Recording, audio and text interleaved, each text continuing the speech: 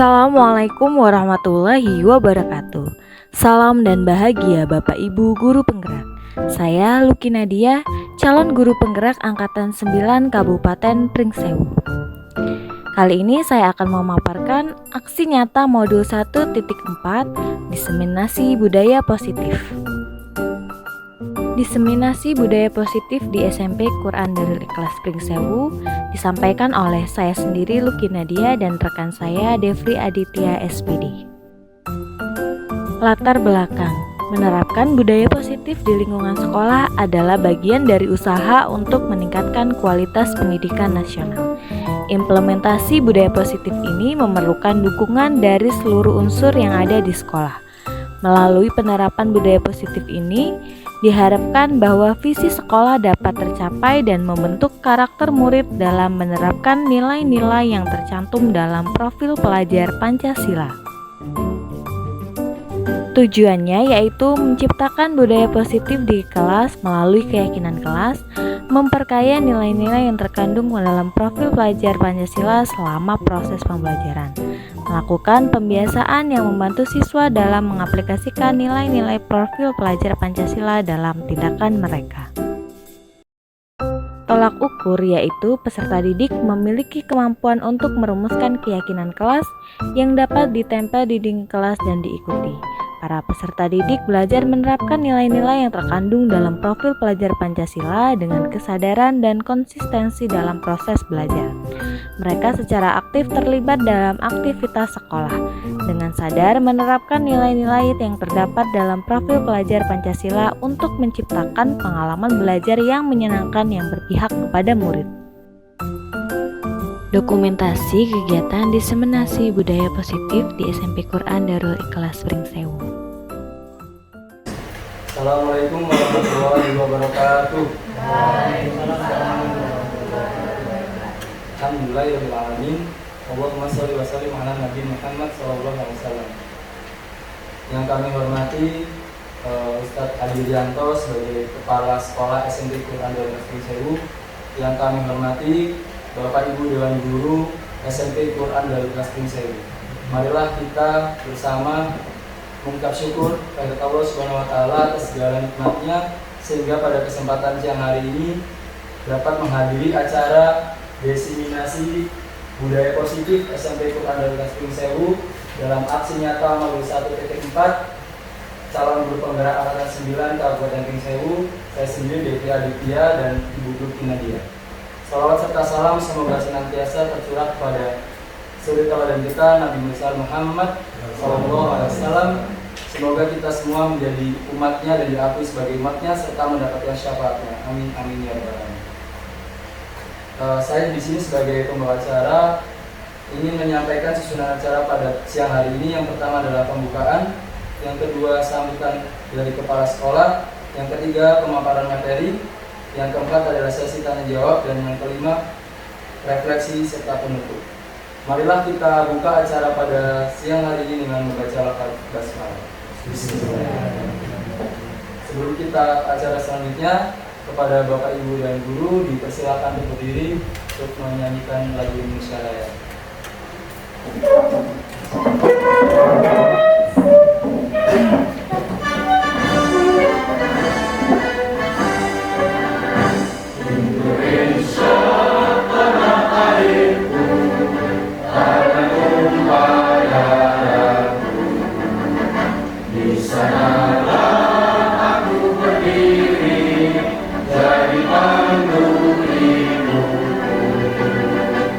Indonesia,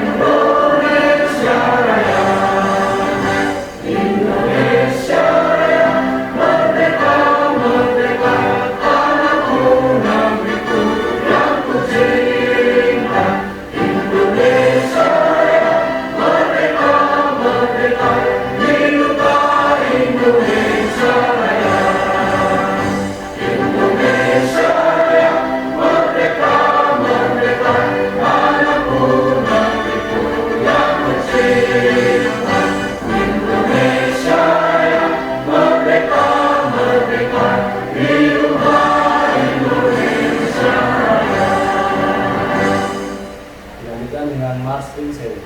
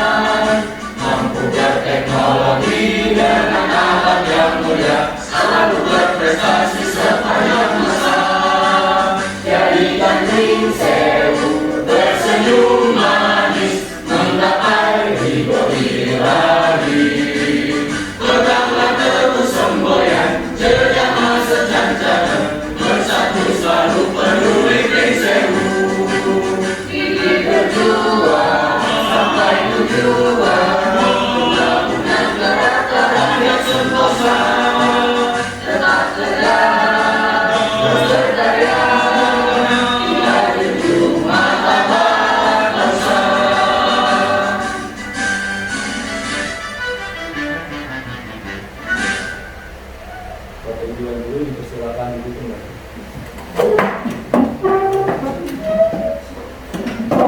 Acara selanjutnya adalah sambutan dari Kepala Sekolah kepada Ustaz Hadi Rianto, kami persilakan. Terima kasih atas waktunya.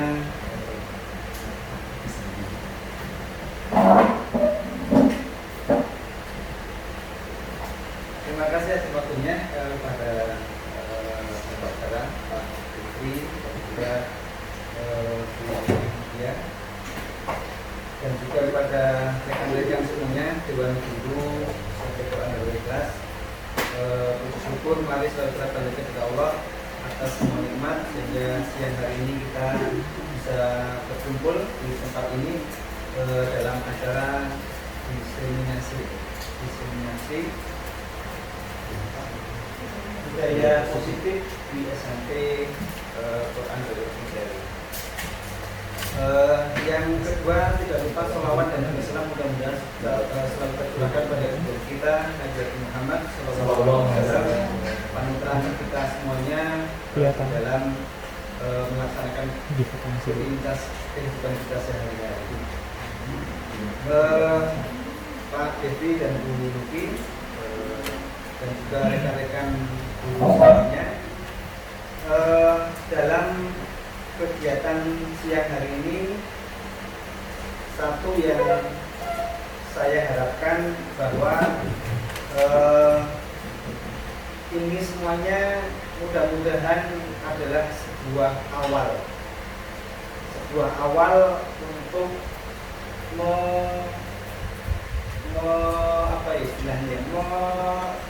melazimi atau melakukan budaya positif.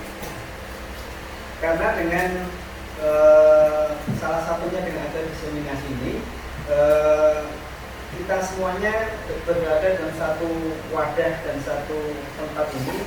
Nanti kita mudah-mudahan bisa berkomitmen bersama untuk mewujudkan budaya positif di SMP Quran Darul Ikhlas. Yang tidak lupa juga kami ucapkan terima kasih kepada Pak Devi dan Bu Luki yang sudah menginisiasi ataupun mengawali kegiatan diseminasi ini di SMP Quran Darul Ikhlas, dan saya berharap diseminasi ini nanti bisa dilakukan kembali oleh teman-teman yang lainnya di periode berikutnya. Apapun nanti bentuknya, apapun nanti namanya, program-program seperti ini yang seharusnya nanti bisa kita lakukan bersama untuk kemajuan mendampingi anak-anak kita di SMP Quran Darul Ikhlas. Dan yang terakhir, mewakili yayasan, apapun kondisinya, saya berharap dari rekan-rekan semuanya, Dewan Guru sampai ke kelas, mohon kerjasama dan sumbangsihnya di dalam visi kita, yaitu mendampingi anak-anak kita menjadi anak-anak yang hebat, habis, energik, berprestasi, berakhlak mulia dan tangguh. Mungkin seperti itu yang bisa saya sampaikan di siang hari ini. Bisa harapan saya untuk nanti ke depan bisa kita melakukan hal ini kembali. Mohon maaf apabila terdapat hal yang kurang berkenan. Saya akhiri dengan taufiq wal hidayah. Assalamualaikum warahmatullahi wabarakatuh. Waalaikumsalam warahmatullahi wabarakatuh. Kami ucapkan terima kasih kepada Bapak Kepala Sekolah atas sambutannya dan motivasinya untuk kita semua. Mudah-mudahan apa yang disampaikan benar-benar kita nanti ke depannya bisa bersama-sama berkolaborasi untuk mewujudkannya. Amin ya rabbal alamin. Acara selanjutnya yakni pemaparan materi diseminasi. Untuk sesi yang pertama akan disampaikan oleh Ibu Luki Nadia SPD. Kepada Ibu Luki kami persilakan. Oke, kepada Bapak Ibu semuanya, saya di sini selaku calon guru penggerak angkatan 9 ingin melakukan diseminasi budaya positif di SMP Quran dari kelas 10 sebagai bentuk aksi nyata modul 1 di. Oke, sebelum kita mulai ke materi supaya nggak tegang, kita ada SBG terlebih dahulu. Di sini akan ada sebar gambar. Nanti Bapak Ibu dimohon untuk dapat menebak gambar apa sih yang ada di depan ini. Perhatikan ya Bapak Ibu.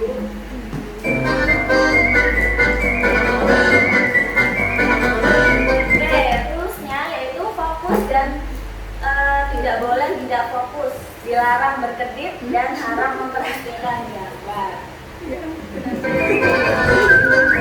Oke, kita lihat gambar yang pertama.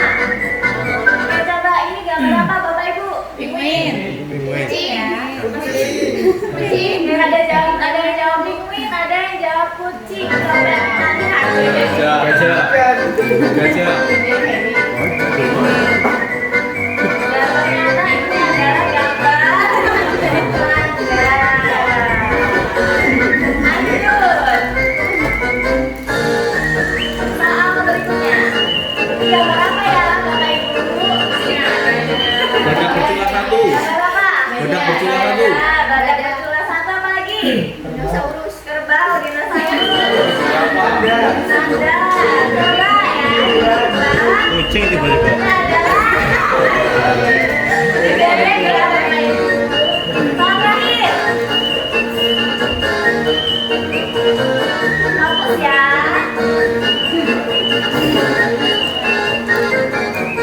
Nah, coba digabungkan menjadi satu kalimat. Gambar apa ini? Tarik kesimpulan. Tarik kesimpulan. Tarik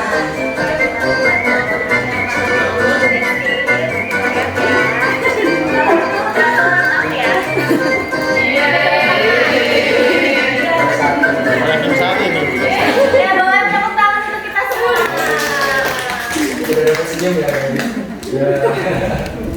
Itu biar speaking sejenak biar kita bisa fokus memperhatikan materi yang cukup panjang. Jadi selanjutnya adalah lanjut ke pemaparan materi. Yang pertama yaitu tujuan pendidikan. Apa sih tujuan dari pendidikan?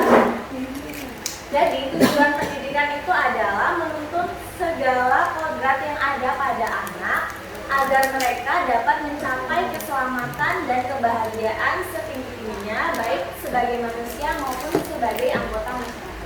Jadi tujuan dari pendidikan itu bukan untuk membuat anak menjadi pintar, tapi untuk menuntut kodrat yang sudah ada pada anak supaya itu mereka itu tidak salah jalan, supaya itu mereka selamat dan mencapai kebahagiaan setinggi-tingginya. Nah, adapun materi pada kesempatan kali ini itu ada 6. Yang pertama itu ada disiplin positif dan nilai-nilai kebajikan kemudian ada teori motivasi, hukuman, penghargaan, dan restitusi. Yang ketiga ada keyakinan kelas. Yang keempat ada kebutuhan dasar manusia dan dunia yang berkualitas. Yang kelima restitusi, posisi kontrol, dan yang keenam restitusi segitiga restitusi. Budaya positif. Nah, apa sih budaya positif itu? Pasti Bapak Ibu bertanya-tanya di dalam hati. Apa sih budaya positif itu? Apa sih yang mau disampaikan oleh dosen?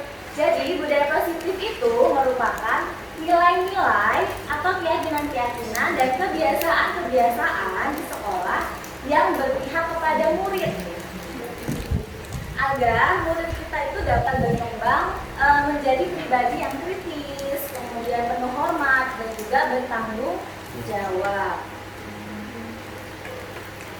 Eksplorasi konsep yang pertama itu tadi ada disiplin positif dan nilai-nilai kebajikan universal. Oke, disiplin. Kalau mendengar kata disiplin, apa yang terlintas di kepala Bapak Ibu? Taat. Taat, terus apa lagi? Aturan. Aturan. Terus apa lagi? Tepat waktu. Tepat waktu. Bersifat memaksa. Terus apa lagi Bapak Ibu? Kalau mendengar kata disiplin yang terlintas di kepala Bapak Ibu itu apa? Rapi. Rapi. Ya. Coba kita lihat. Ya, disiplin itu adalah secara pengertian kemampuan memerintah diri sendiri dalam mengontrol dan menguasai diri untuk memilih tindakan yang mengacu pada nilai-nilai yang kita hargai dengan penuh tanggung jawab tanpa perintah orang lain.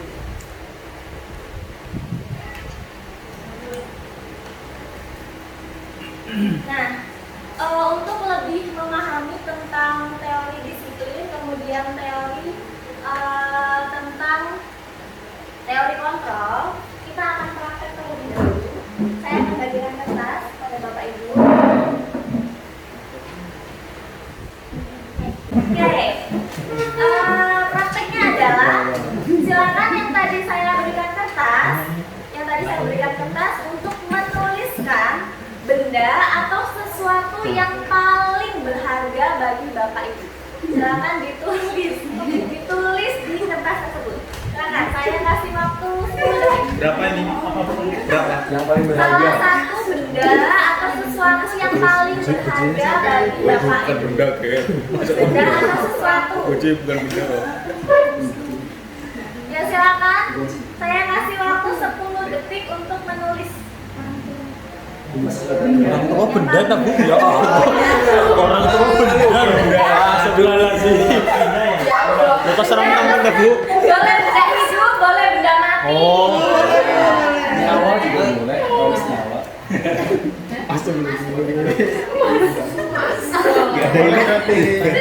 Sudah Bapak Ibu. Mas sama yang berhubungan doang. Sudah belum?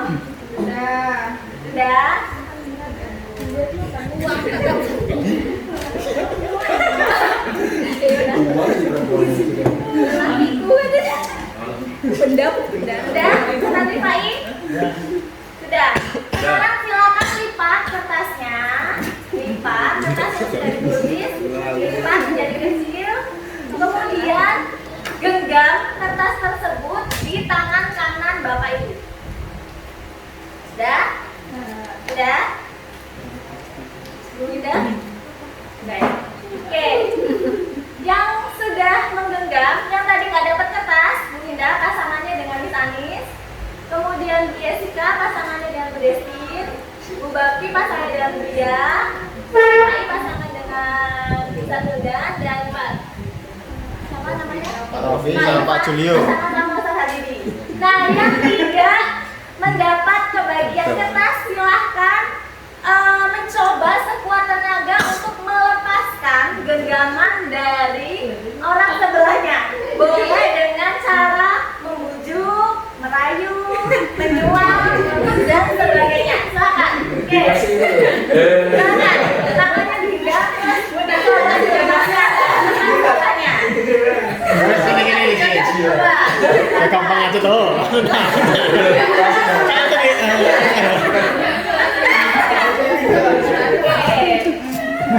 Oke. Bahaya. Ada istri di rumah. Istri dari mana? Kemudian dalam masih sabar.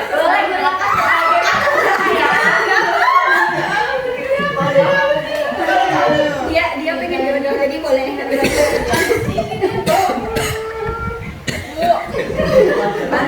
Sudah belum ini?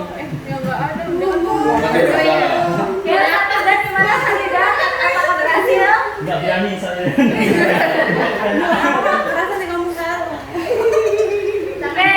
Cukup ya maksudnya sepertinya. Ada yang berhasil. Coba siapa yang berhasil mengambil kertas? Yang tidak berhasil? Ya, Rizky dan Bu Jessica. Gagal. Oke, dari praktik yang telah dilakukan tadi, menurut Bapak Ibu, kontrol itu ada di mana sih? Kontrol itu ada di mana? Apakah ada di yang memegang kertas, ataukah ada pada yang mencoba mengambil kertas tersebut?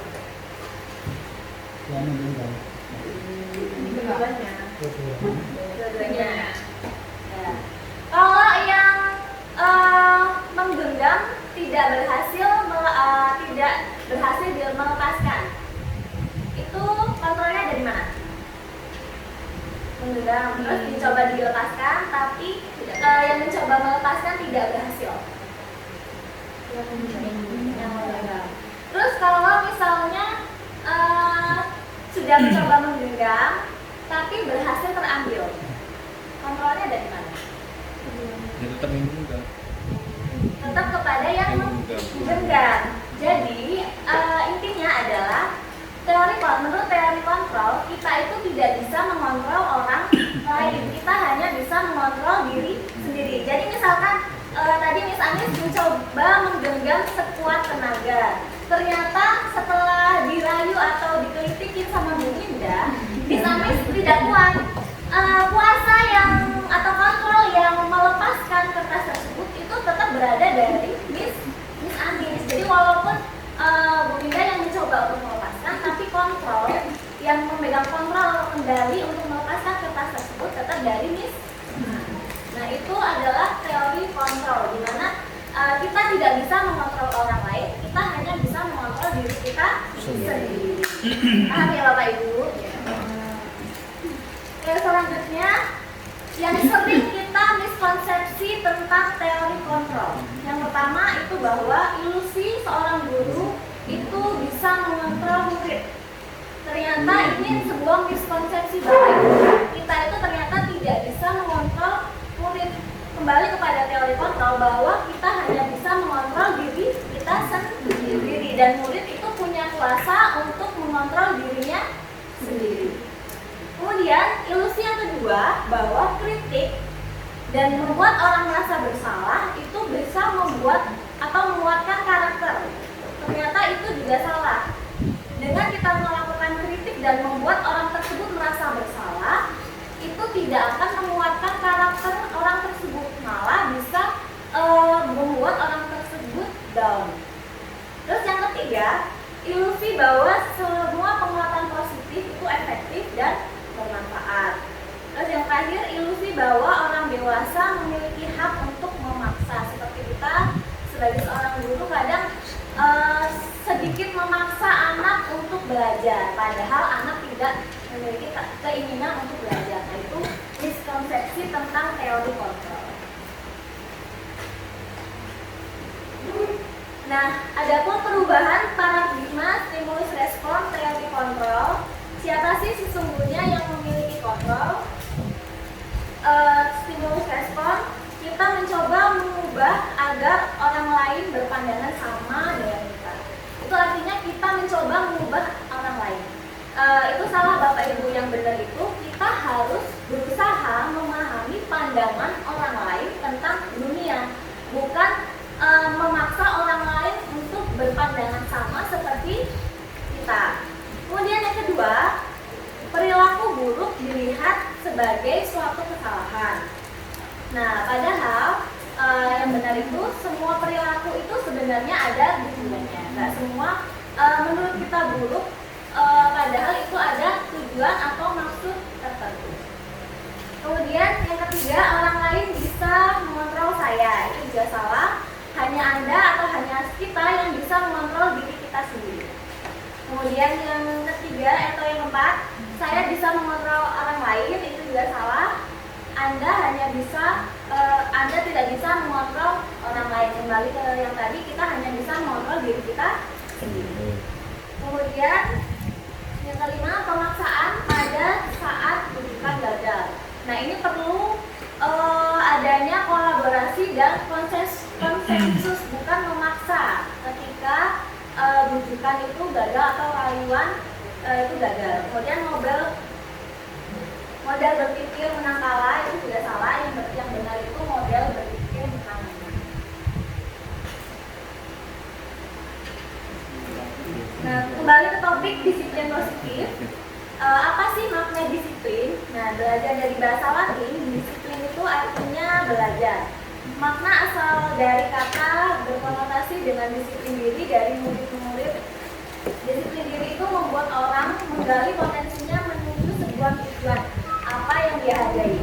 Namun dalam budaya kita, makna kata disiplin telah berubah menjadi sesuatu yang dilakukan seseorang pada orang lain untuk mendapat kepatuhan. Seperti yang tadi saya tanyakan kepada Bapak Ibu, apa sih yang terlintas di pikiran Bapak Ibu ketika Bapak Ibu mendengar kata disiplin?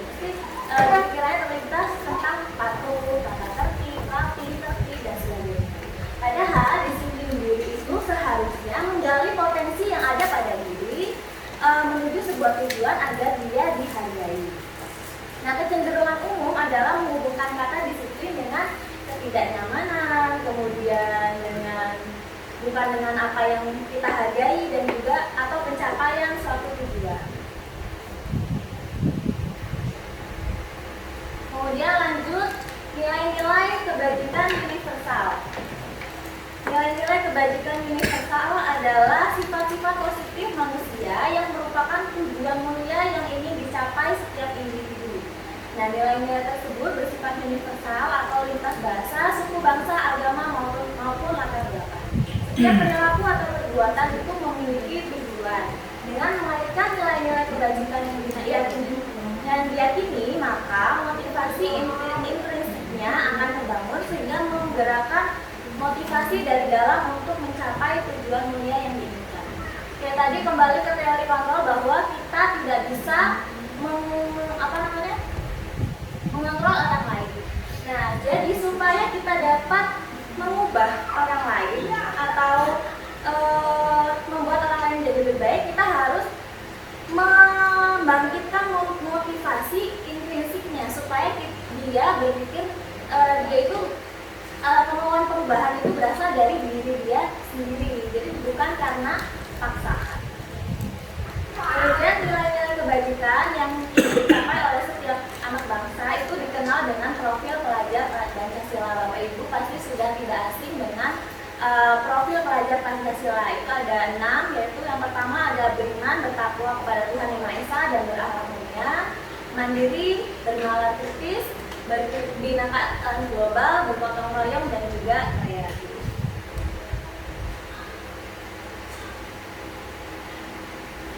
Selanjutnya masuk ke materi yang kedua, itu ada teori motivasi, hukuman dan penghargaan, dan juga restitusi.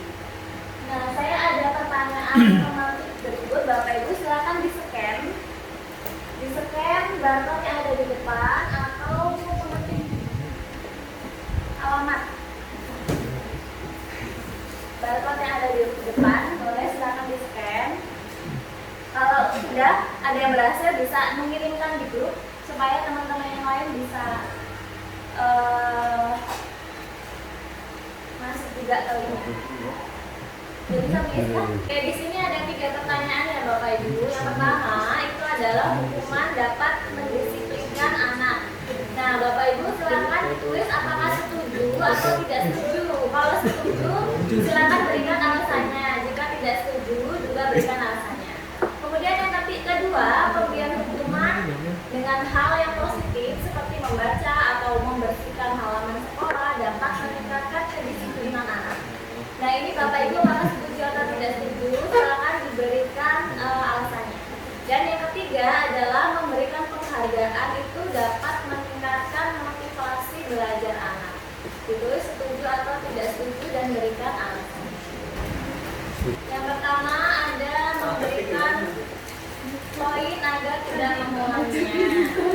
Terus yang kedua ada memberikan poin peringatan, membuat kesepakatan agar tidak mengulangi lagi. Ada yang setuju sama setuju. Ada yang menjawab tidak setuju sebab dengan adanya hukuman dapat membentuk kontrol diri pada anak untuk itu. Terus ada juga yang setuju karena jika tidak ada hukuman maka anak akan menjadi tidak aktif.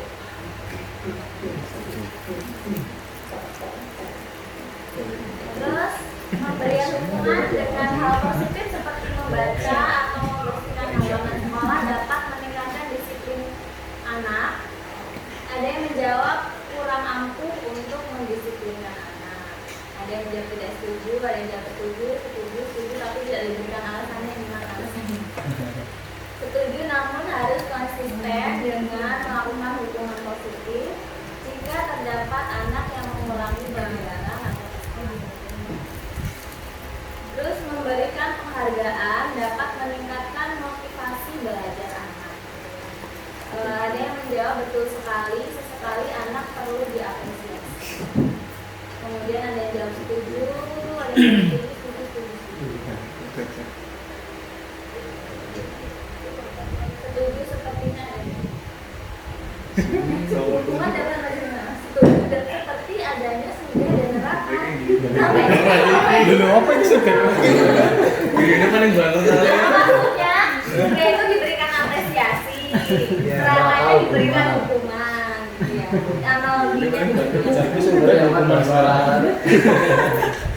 ini pemberian hukuman positif ada yang kurang setuju karena dengan memberikan hukuman itu terlalu ringan, karena nanti pasti diulangi lagi. Nanti harus berat. Setuju dengan begitu anak dapat membentuk kontrol diri dengan baik.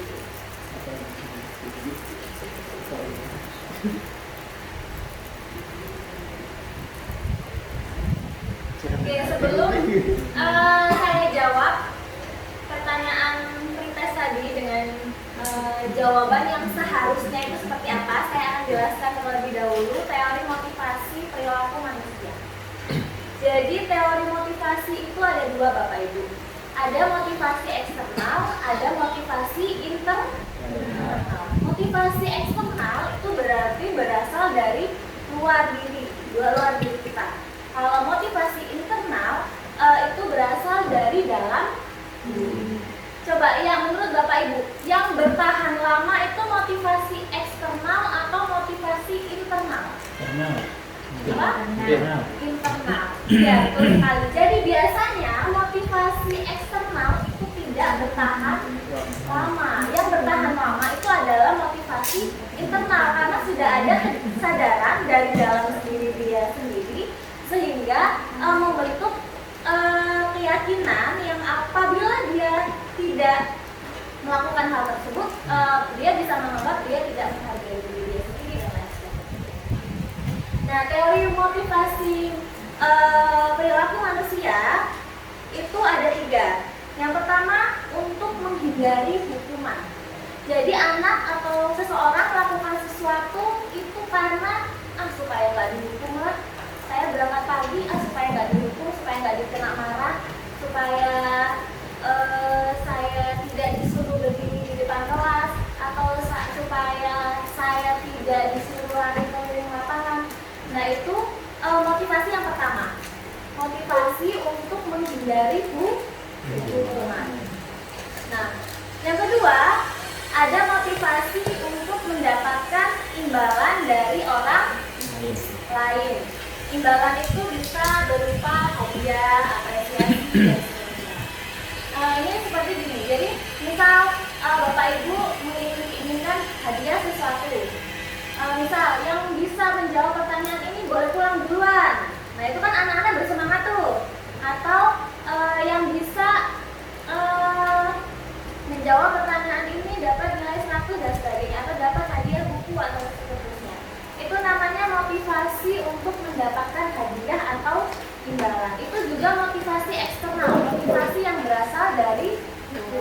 Nah, yang bagus yang seperti apa? Yang bagus itu motivasi yang berasal dari internal, berasal dari diri kita sendiri. Jadi motivasi internal itu ketika dia tidak melakukan sesuatu hal tersebut, dia itu meyakini saya kalau nggak melakukan hal ini, saya kedepannya bagaimana gitu dan seterusnya. Itu berarti motivasi yang berasal dari dalam diri dan itu bersifat lebih lama daripada motivasi eksternal. Misal motivasi eksternal untuk menghindari hukuman. Biasanya anak itu bertahannya paling berapa lama sih, berapa hari atau berapa minggu. Begitu pula dengan motivasi untuk mendapatkan imbalan. Bapak Ibu pernah nggak memberikan hadiah misalnya gini di kelas, memberikan hadiah game terus dikasih hadiah. Terus di pertemuan berikutnya, ketika Bapak Ibu tidak memberikan hadiah, anak-anak pasti akan bertanya nggak? Iya. Terus kalau misalnya Bapak Ibu tidak memberikan hadiah, anak-anak masih tetap semangat nggak belajarnya? Enggak. Nah, itu kenapa seperti itu? Karena itu namanya motivasi yang berasal dari eksternal. Memang tidak akan bertahan lama. Yang akan bertahan lama yang seperti apa? Ya motivasi internal yang sudah berasal dari dalam diri mereka sendiri. Oke, lanjut.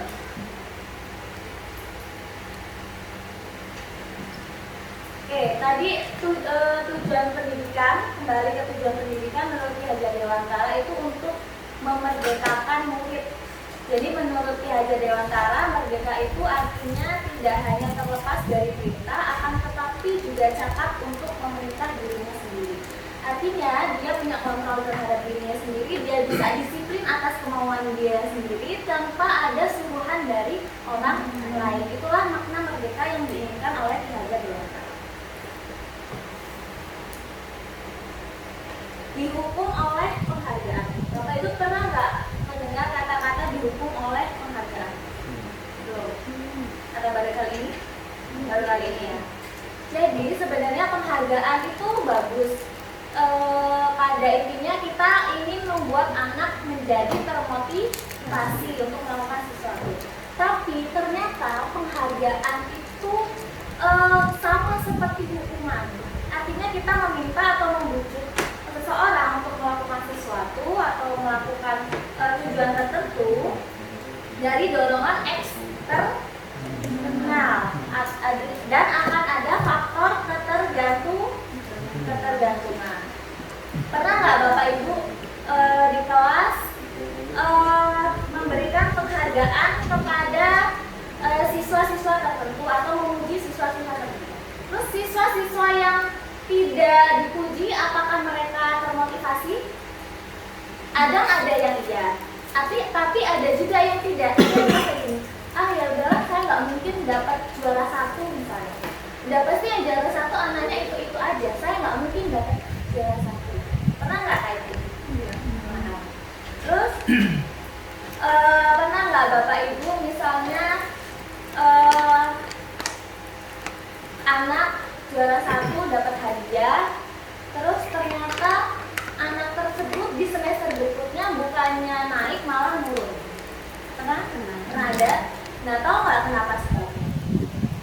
Sebabnya ternyata karena ketika kita melakukan penghargaan itu sama dengan kita menghukum anak tersebut. Kenapa bisa seperti itu? Karena yang misalnya dia mendapat ranking pertama, terus dia tuh pasti merasa semester depan saya harus tetap juara lagi nih. Nah, tapi ternyata hal tersebut menjadi beban terhadap anak tersebut. Terus ternyata pengaruh jangka panjangnya itu penghargaan itu juga bisa mengurangi ketepatan, terus penghargaan itu juga bisa merusak hubungan. Kadang ada di kelas yang juara 1, juara 2 itu seperti ada hubungan yang tidak sehat. Pernah nggak menemui di kelas? Kalau saya pernah menemui di kelas Ahwat ada seperti itu. Karena kalau Ahwat kan bawa perasaan ya. Kalau Iwan sepertinya nggak terlalu kelihatan.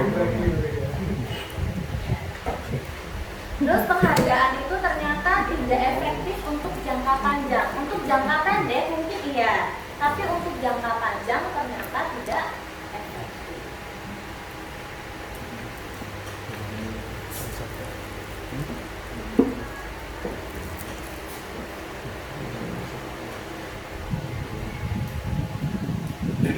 Nah selanjutnya ini ada pertanyaan lanjut nih Bapak Ibu. Apakah Bapak Ibu bisa membedakan apa itu hukuman dan apa itu konsekuensi? Coba pertanyaan yang pertama, mencatat 100 kali di dalam buku kalimat saya tidak akan terlambat lagi karena terlambat sekolah. Itu hukuman atau konsekuensi? Hukuman. Yang kedua, lari mengelilingi lapangan basket 2 kali karena terlambat hadir di sekolah. Hukuman. Yang ketiga, murid diminta untuk push up 15 kali karena tidak menggunakan masker di sekolah. Hukuman. Terus yang keempat, menggantikan kertas tugas teman yang telah dicoret-coret. Konsekuensi. Konsekuensi. Yang kelima, membersihkan tumpahan air di meja tulis karena tersenggol pada saat belajar. Konsekuensi. Terus yang selanjutnya, murid disuruh untuk mengenakan sepatu seharian di sekolah karena tidak mengenakan sepatu hitam. Hukuman. Murid Disuruh menggunakan sepatu seharian di sekolah, jadi nggak boleh lepas sepatu karena dia tidak mengenakan sepatu berwarna hitam. Konsekuensi. Ada hukuman, ada konsekuensi. Terus yang terakhir, lari mengelilingi lapangan basket 2 kali karena terlambat 10 menit untuk pelajaran PJOK. Hukuman atau konsekuensi? Apa bedanya poin yang terakhir sama yang nomor 2? Sama atau beda? Beda hukumannya. Sama-sama lari keliling lapangan. Bedanya yang pertama itu lari keliling karena terlambat hadir di sekolah. Yang kedua, lari keliling lapangan karena terlambat di jam PJOK. Sama. Berarti dua-duanya sama-sama hukuman. Oke, kita lihat jawabannya. Oke, yang pertama betul ya, mencatat 100 kali dalam buku dengan kalimat saya tidak akan terlambat lagi itu termasuk hukuman. Kenapa? Karena tidak ada korelasinya antara yang dilakukan dengan hukumannya. Kemudian yang kedua, lari mengelilingi lapangan basket 2 kali karena terlambat hadir di sekolah itu juga termasuk hukuman. Yang ketiga, meminta murid untuk push up 15 kali karena tidak menggunakan masker itu juga termasuk hukuman. Yang keempat, menggantikan kertas tugas temannya yang telah dicoret-coret termasuk konsekuensi. Kenapa di sini termasuk konsekuensi? Karena ada korelasi. Ya, ada korelasi dan ada bentuk tanggung jawab, melatih tanggung jawab anak Kemudian yang selanjutnya, membersihkan tumpahan air di meja tulis karena tersenggol pada saat belajar. Itu termasuk konsekuensi. Itu juga termasuk konsekuensi karena itu melatih anak untuk bertanggung jawab atas perbuatannya. Yang selanjutnya, murid disuruh untuk tidak mengenakan sepatu seharian di sekolah karena tidak memakai sepatu. Itu juga termasuk hukuman. Nah ini, yang kalimatnya sepertinya sama dengan poin yang kedua, tetapi ternyata berbeda. Yang pertama itu hukuman, yang kedua itu konsekuensi. Kenapa bisa begitu? Karena yang kedua ini pelajaran PJOK Bapak Ibu. Jadi ketika pelajaran PJOK biasanya kan sebelum dimulai ada pemanasan. Biasanya ada pemanasannya bisa pakai senam atau biasanya apa Pak Ibu? Lari-lari juga kan. Nah, anak yang terlambat di sini dia menggantikan pemanasan yang dia tidak ikuti. Jadi dia itu merupakan konsekuensi.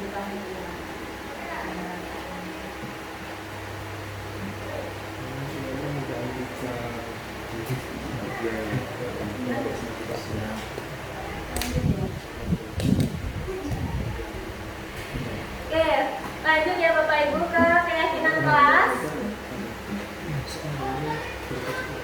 Kenapa sih tidak peraturan? Kenapa harus membuat keyakinan kelas?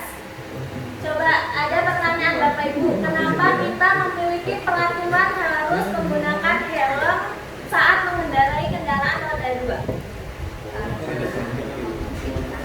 Pertanyaan yang pertama. Pak Julio, kenapa Pak Julio naik motor ke sekolah pakai helm? Ceplok memang. Menjaga keselamatan dan menghindari Ya, biasanya orang itu melakukan sesuatu itu karena untuk menghindari ketidaknyamanan. Nah, ini contohnya. Kalau misalnya orang memakai helm untuk menghindari supaya tidak ditilang, supaya tidak diberhentikan polisi, itu artinya dia masih melakukan sesuatu karena motivasi dari luar atau motivasi ekstrinsik. Tapi ketika dia menggunakan helm untuk demi keselamatan, itu berarti sudah timbul motivasi dari dalam diri sendiri. Nah, itulah yang menyebabkan kenapa tidak peraturan, kenapa harus keyakinan. Karena biasanya kalau aturan, anak itu melakukannya itu karena takut akan mendapatkan hukuman. Sementara ketika sudah menjadi keyakinan, itu sudah tumbuh dalam motivasi dari dalam dirinya sendiri. Nah, untuk mendukung motivasi intrinsik, kembali ke nilai-nilai tadi, ada nilai-nilai profil pelajar Pancasila dan lainnya itu untuk menggerakkan seseorang dibandingkan mengikuti peraturan.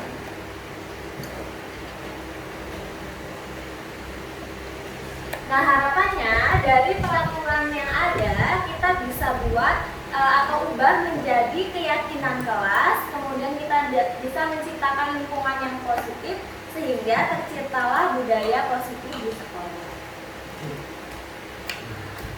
Oke, coba Bapak Ibu, kalau misalnya selalu kembalikan buku ke tempatnya, bentuk keyakinannya apa? Keyakinan kelasnya yang ingin dicapai.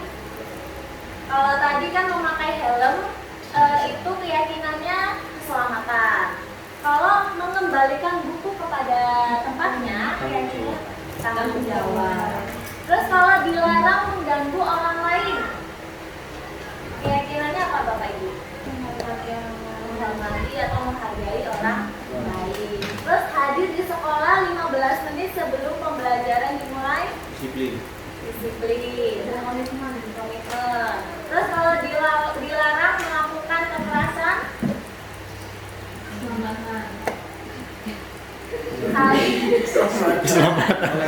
dilarang melakukan kekerasan, bisa saling menyakiti dan seterusnya. Terus dilarang menggunakan narkoba, terus terus bergantian atau menunggu giliran, bersabar. Terus kalau menggunakan masker, kesehatan. Terus kalau jangan berlari di kelas atau koridor, keamanan. Oke. Ya, betul ya Bapak Ibu. Jadi kalau selalu mengembalikan buku kepada tempatnya itu adalah keyakinan kelas berupa tanggung jawab, dilarang mengganggu orang lain itu menghormati orang lain dan seterusnya. Jadi intinya, mari kalau bisa kita ubah ke peraturan-peraturan yang ada di kelas kita yang tadinya misal hadir di sekolah 15 menit sebelum pembelajaran dimulai menjadi berkomitmen. Kemudian selalu kembalikan buku ke tempatnya diubah menjadi tanggung jawab. Terus dilarang mengganggu orang lain diubah menjadi menghormati orang lain.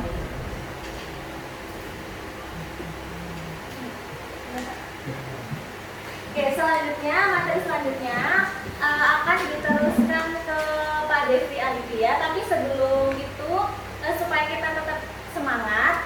kita tepuk semangat terlebih dahulu ya Bapak Ibu. Oke. Supaya ada semangatnya. Oke, bisa ikuti saya, tepuk semangat. Semangat.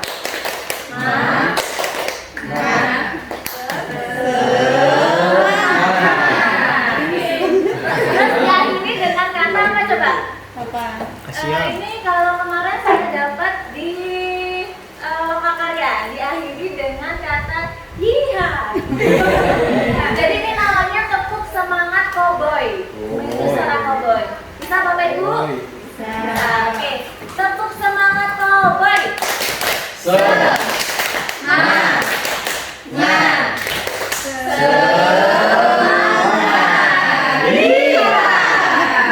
Selanjutnya saya kembalikan ke Mbak Desi. Oke, terima kasih Bu Luki. Oke, sebelum kita memulai, nanti tolong bantuannya saya akan berpantun terlebih dahulu. Mohon maaf ini guru bahasa Indonesia jika pantunnya kurang berkenan di hati ya. Minta bantuannya untuk bilang cakep. Oke, karena teman saya di kelas saya itu ada yang jago-jago berpantun termasuk Bu Luki. Saya hari ini ingin berpantun. Untuk tadi nggak dicuri start ya untuk berpantun. Dibilang satu ya Bapak Ibu. Ya. Pinjem gelang sama Bu Mama. Dikasih 2, mintanya 4. Selamat siang, guru dai hebat. Harus tetap bahagia dan selalu semangat. Jadi tadi pantunnya cuma satu, mohon maaf ya. Untuk melanjutkan dari sesi materi yang kedua masih ada 3 materi lagi atau adalah kebutuhan dasar manusia. Menurut Bapak Ibu, kebutuhan dasar manusia apa saja? Ada yang bisa menyebutkan? Makan, minum, sandang, pangan, papan. Sepertinya ini Umay dengan materi PS ya. Selanjutnya Ibu, yuk kita lihat bersama-sama. Jadi, semua orang senantiasa berusaha untuk memenuhi kebutuhannya dengan berbagai cara. Bila mereka tidak mendapatkan kebutuhannya dengan cara yang positif, maka mereka bisa melanggar peraturan atau melakukan hal yang tidak sesuai dengan nilai-nilai kebajikan. Sama seperti kita sebagai manusia, murid juga mempunyai kebutuhan dasar yang harus terpenuhi di dalam kelas. Karena ini topik kita adalah pembelajaran berpihak pada murid, jadi kita harus sebagai guru harus memiliki pengetahuan kebutuhan dasar apa saja yang seharusnya murid itu dapatkan. Ketika murid itu melakukan kesalahan, tentu mempunyai maksud dan tujuan, dan salah satunya adalah kebutuhan dasarnya yang mungkin saja tidak terpenuhi. Tadi sudah disebutkan kebutuhan dasarnya ada sandang, pangan, papan ya. Coba kita lihat apa saja kebutuhan dasar manusia. Nah, mungkin dari teori-teori yang lain ada kebutuhan dasar yang lain ya, tapi di sini ada beberapa kebutuhan dasar manusia yang harus terpenuhi. Yang pertama adalah kasih sayang dan rasa diterima atau belonging.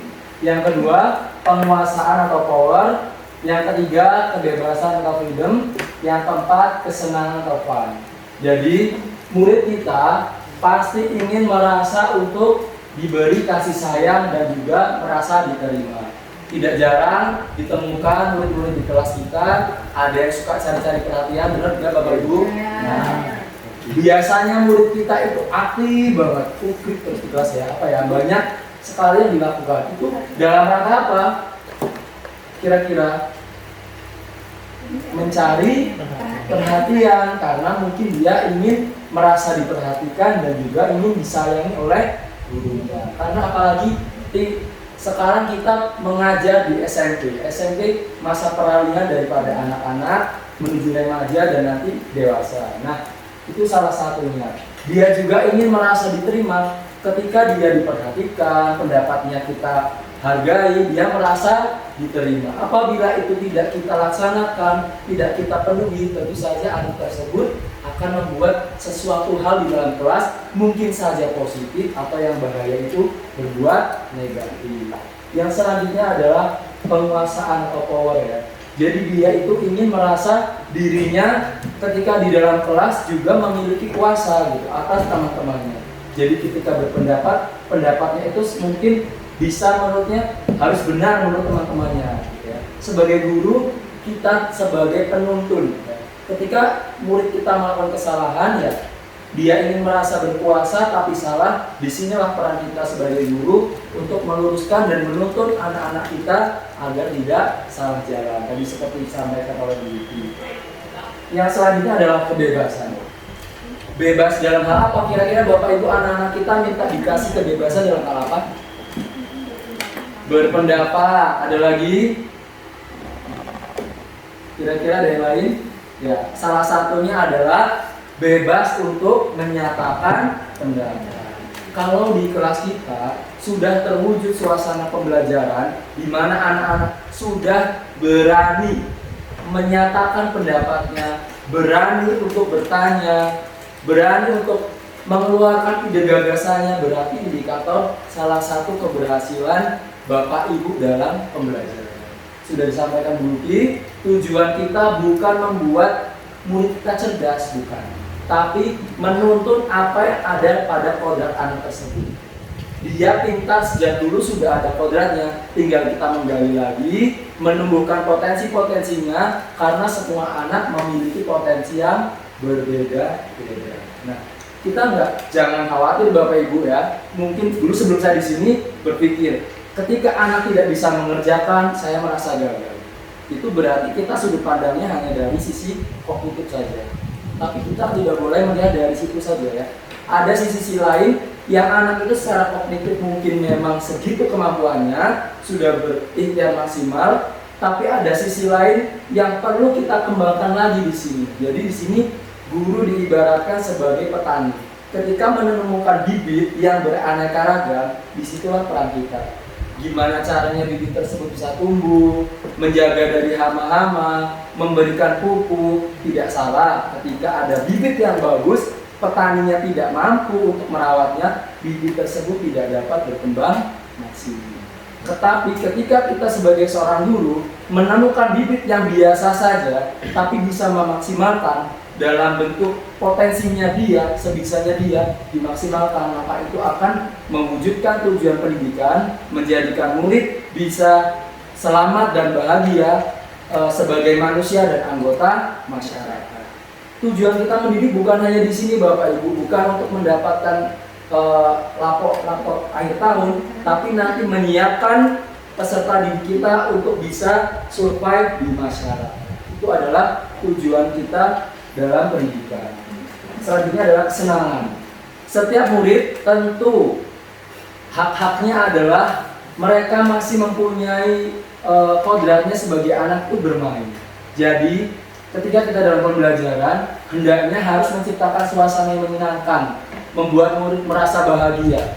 Kita perlu sekali-kali berdiskusi dengan murid kita, di mana menurut anak-anak kita harus seperti apa di tahapan nanti selesai pembelajaran. Apa yang kita perbaiki biar pembelajarannya lebih menyenangkan. Jadi mulai sekarang, saya yakin Bapak Ibu sudah memulainya dari kemarin-kemarin. Saya hanya mengingatkan kembali, kita harus berupaya untuk meminta sudut pandang murid.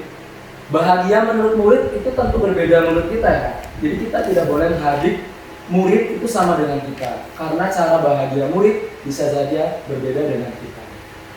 Itu adalah kebutuhan dasar manusia atau muridnya yang harus kita berikan kepada murid.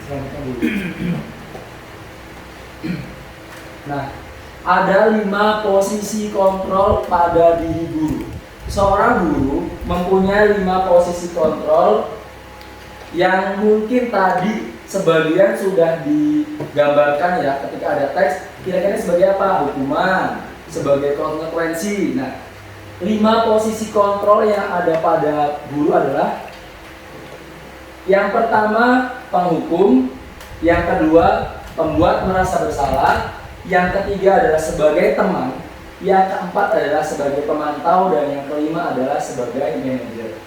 Bapak Ibu, kira-kira sebelum saya menyampaikan isinya, di mana posisi kontrol Bapak Ibu sekarang? Dari kelimanya, angkat tangan, coba. Ibu Destin sebagai apa? Saya memposisikan diri saya sebagai teman-teman anak-anak. Teman anak-anak. Boleh satu atau lebih ya? Ada yang lagi yang lain? Pak Rofi sebagai apa kalau di 5x5 itu? Manager. Manajer. Luar biasa. Terus Bu Dia, selama ini menurut Bu Dia, ini belum dibacakan isinya. Bu Dia selama ini sebagai apa? Teman. Bu Anis, Mas Anis sebagai manajer. Sapil dan manajer. Masya Allah ya, luar biasa sekali ya memposisikannya itu sebagai manajer. Manajer itu adalah posisi paling akhir, posisi paling ideal yang akan kita capai. Tapi apakah benar? Ya pertanyaannya sudah memposisikan sebagai manajer. Mari kita kupas satu persatu. Sebagai yang pertama penghukum. Secara kalau sebagai penghukum dan pembuat merasa bersalah itu guru berbuat, maaf ya saya kurang bisa membaca. Guru berbuat kalau penghukum nih menghardi, menunjuk-nunjuk, menyakiti, menyindir. Tapi pernah nggak menyindir, menyakiti, menunjuk-nunjuk? Alhamdulillah. Oh, Masya Allah, berarti masih pas sebagai manajer. Ya. Terus dalam posisi membuat rasa bersalah, guru berbuat berceramah dan mengatakan seharusnya titik-titik ibu kecewa. Pernah nggak bapak ibu mengatakan seperti itu? Belum. Kamu seharusnya seperti itu, ibu kecewa sekali kamu seperti itu. Pernah? Oh, ternyata guru kita luar biasa ya. Yang ketiga adalah sebagai teman, menumbuhkan alasan-alasan untuk muridnya. Guru membuatkan alasan-alasan untuk muridnya ya. Yang ketiga sebagai pemantau, menghitung dan menghukum, dan yang terakhir sebagai manajer, mengajukan pertanyaan-pertanyaan. Nah, itu tadi adalah guru berbuat seperti itu dan guru melakukan atau berkata. Kalau sebagai penghukum, kalau kamu tidak melakukannya, awas ya. Nah, Bapak Profi pernah mengatakan itu, kalau kamu nggak melakukan, ya awas ya. Enggak, luar biasa. Guru yang lain pernah nggak? Ayo disapu, kalau nggak awas ya. Gitu. Pernah nggak? Pernah, mulai luntur ya sebagai manajernya. Oke. Kalau sebagai pembuat merasa bersalah, kamu seharusnya kamu sudah tahu ibu lelah sekali mengatakannya. Ibu stres. Nah, biasanya di jalan kelas. Kamu mainan terus. Ibu stres loh kalau kayak gini terus loh nak. Pernah nggak? Pernah. Lagi manajernya. Oke. Sebagai pemantau. Oh sebagai teman ya. Ayolah nak, lakukan demi bapak. Masa kamu tidak mau? Ingat tidak? Ibu pernah berkata, ayolah nak lakukan, nanti bapak dimarah kepala sekolah loh kalau bapak nggak. Nah, pernah nggak? Pernah luntur, yang nggak luntur baru Pak Rofi loh ya. Masya Allah.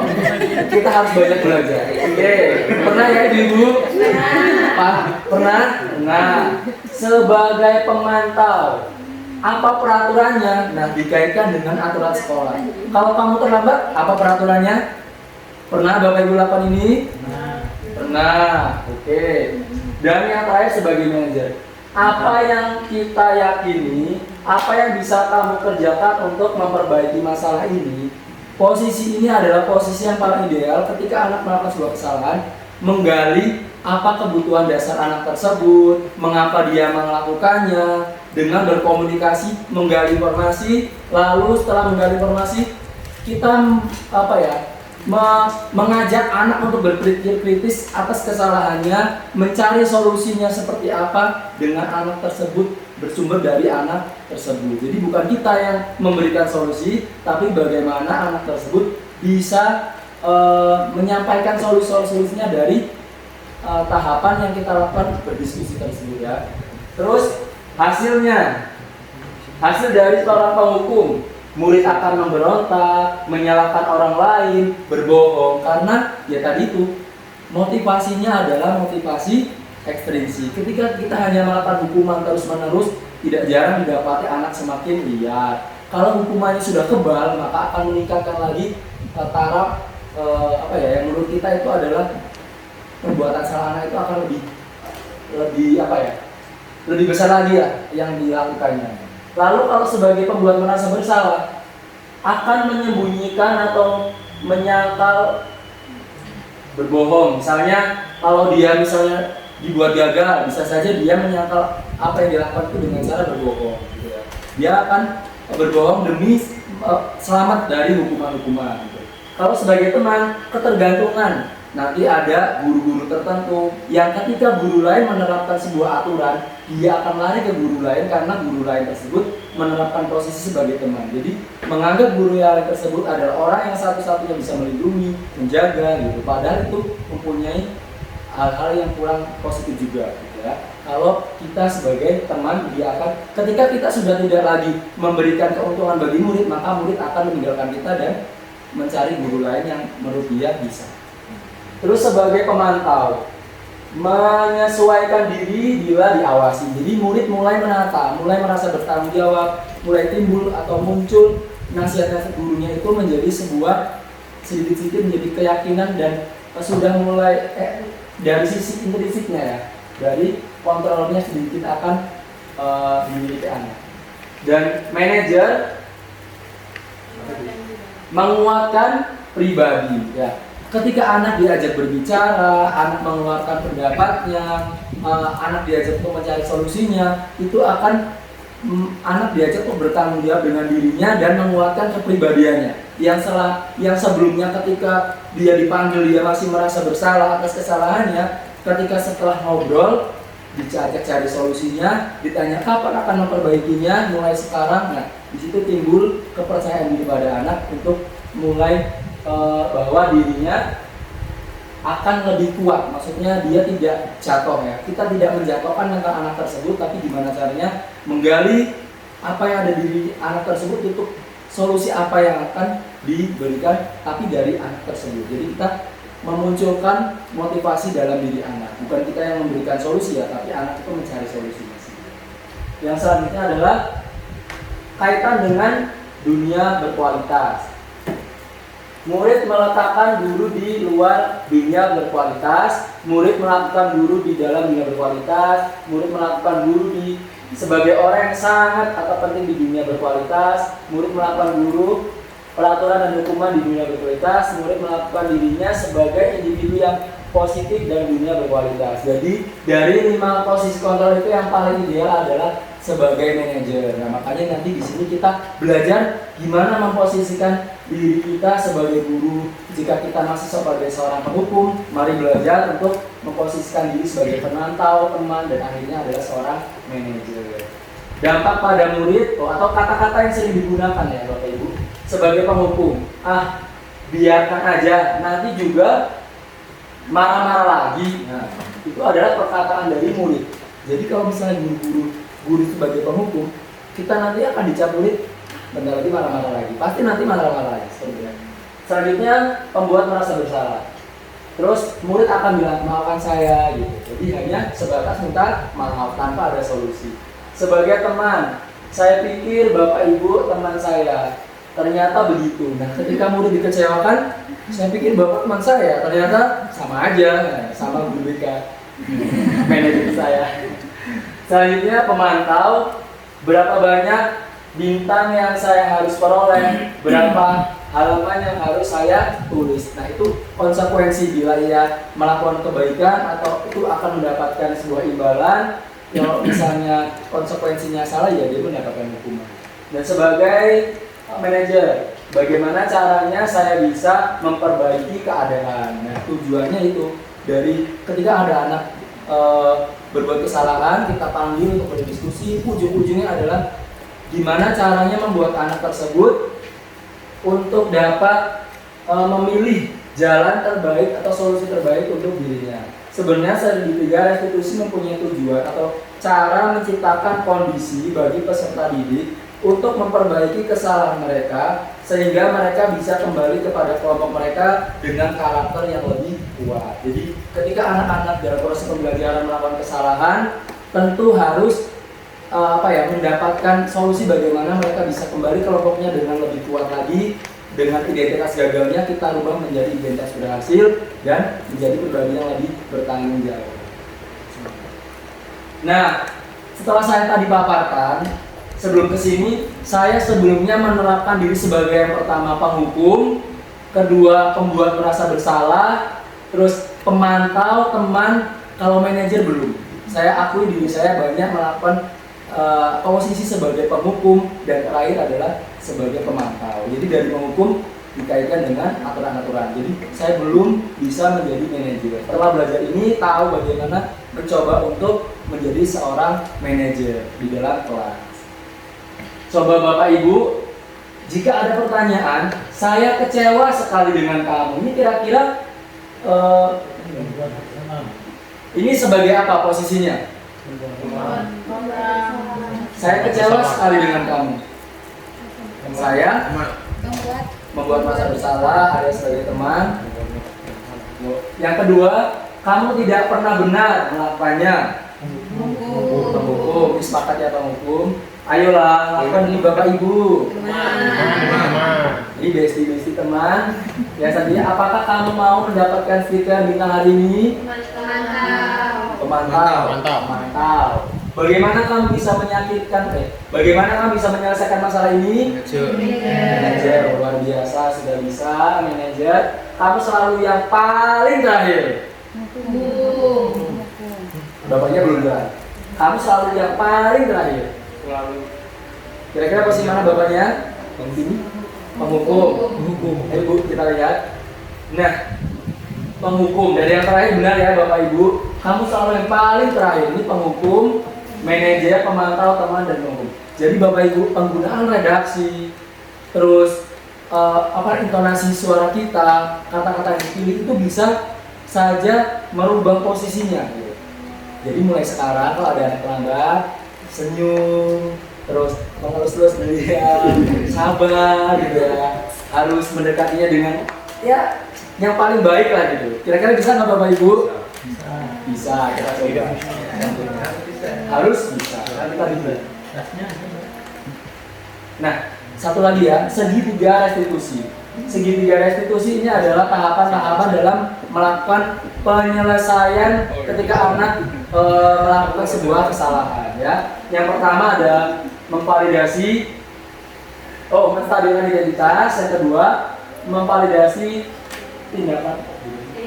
tindakan yang salah, yang ketiga adalah menanyakan keyakinan. Jadi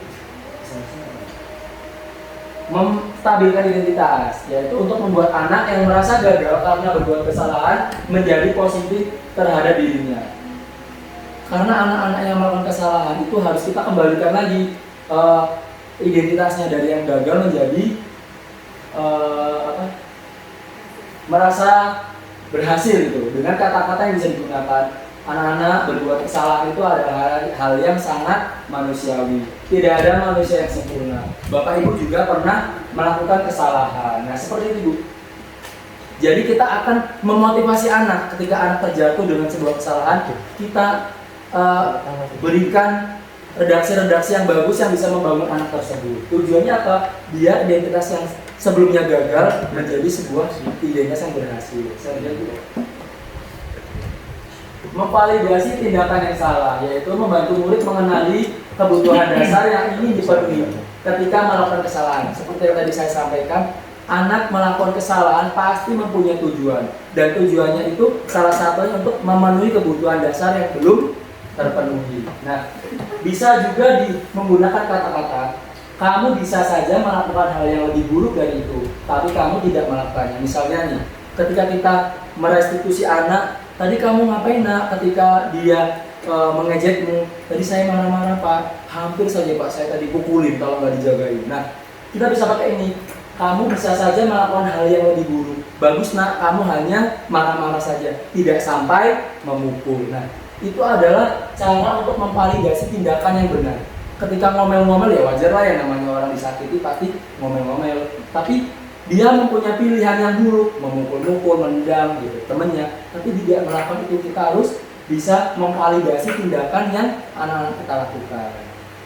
Terus yang selanjutnya adalah menanyakan keyakinan. Anak melihat kesalahan dan dihubungkan dengan norma sosial yang mendasari manusia berinteraksi dengan orang lain.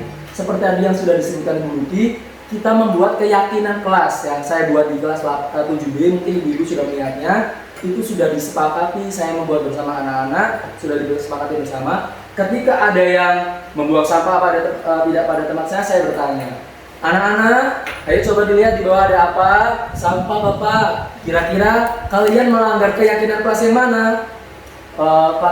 Mereka menjawab nanti biasanya menjaga kebersihan. Nah, itu berupaya untuk menjadikan sebuah keyakinan diterapkan dalam keseharian yang ujung-ujungnya akan menjadi budaya positif di dalam kelas dan di lingkungan sekolah. Jadi tujuannya itu yang kita lakukan. Ketika dalam merestitusi ya, seperti tadi yang terakhir dalam menanyakan keyakinan, setelah ditanya, kamu tadi ngapain, hanya marah-marah, validasinya bagus, kamu tidak memukulnya. Menanyakan, kamu tadi kira-kira melanggar keyakinan yang mana? Menghargai sesama, tidak marah-marah, gitu kan. Salah satu keyakinan kelas yang sudah kita buat, kita tanyakan kembali. Lalu ditanya lagi, kira-kira apa solusinya? Saya harus minta maaf sama teman saya. Mungkin tadi teman saya tidak sengaja, Pak. Bagus. Itu adalah tindakan yang benar. Kapan akan kamu lakukan? Setelah ini, Pak. Bagus. Nah, itu kita menggali gimana. Dan akhirnya adalah mengembalikan anak itu untuk kembali ke kelompoknya. Maksudnya kembali ke kelas dengan suasana yang lebih berbeda, lebih bahagia, menerima apa yang sudah dia terima dari temannya, dan juga saling memaafkan. Ya, itulah tujuan dari segitiga restitusi. Nah, videonya bisa dilihat di YouTube, nanti Bapak Ibu bisa lihat video restitusi dari, mungkin yang awal sudah melihat kemarin restitusi dari Bu Luki dan yang Iwan, ada gambarnya Pak Rofi lagi gini-gini, kemarin masuk di video saya, bisa dilihat. Mungkin itu yang bisa saya sampaikan. Mudah-mudahan Bapak Ibu mulai hari ini kita semua merubah posisi kontrol yang sebelumnya sebagai penghukum, kita belajar menjadi seorang manajer di dalam kelas. Itu saja yang dapat saya sampaikan. Terima kasih. Saya kembalikan lagi ke diri saya sendiri. Kita memasuki yang tahap selanjutnya, yakni tanya jawab dari apa yang telah kita sampaikan tadi. Silahkan Bapak Ibu apabila ada pertanyaan atau sanggahan atau cerita-cerita ketika di dalam kelas, monggo Bapak Ibu dimohon untuk menyampaikan. Mungkin dari saya mungkin ya, berarti yang tadi ada 5 tahapan ya untuk respon kita terhadap misalnya pelanggaran siswa. Nah, bagaimana pandangan Pak Devri dan Bu Luki mengenai kalau misalkan dia itu terulang dan terulang, dari ibaratnya jadi habit gitu, itu gimana? Kan aturannya kan memang namanya kita ngerespon mungkin nggak selalu, kan memang manajer memang baik, tapi ya nggak selalu manajer itu bisa memberikan hal positif ke siswa, karena kadang-kadang yang modelnya dihukum dulu baru sadar kan banyak gitu.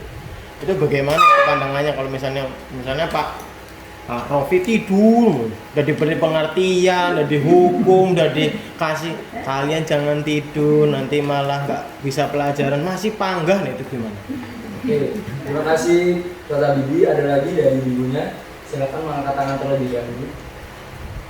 Ya, Bu Desti, silakan Bu Desti. Baik Pak, terima kasih untuk penjelasannya dari Bu Luki dan Pak Depri. Saya baru tersadar bahwasanya kita ternyata itu tidak punya kontrol yang tidak bisa mengontrol siswa. Dan ternyata kita selama ini melakukan diskonsepsi. Mungkin Bapak Ibu juga baru sadar, terutama saya. Saya kira saya bisa menguasai 8B. Ternyata tidak. Pertanyaannya tadi di poin kelima tentang posisi kontrol. Posisi kontrol seorang guru tadi sudah disampaikan oleh Pak Depri bahwasanya kalau ada yang terlambat, untuk menjadi manajer yang baik, kita itu tidak boleh marah, kita tersenyum, mengelus, memberikan kasih sayang. Hai, kamu terlambat.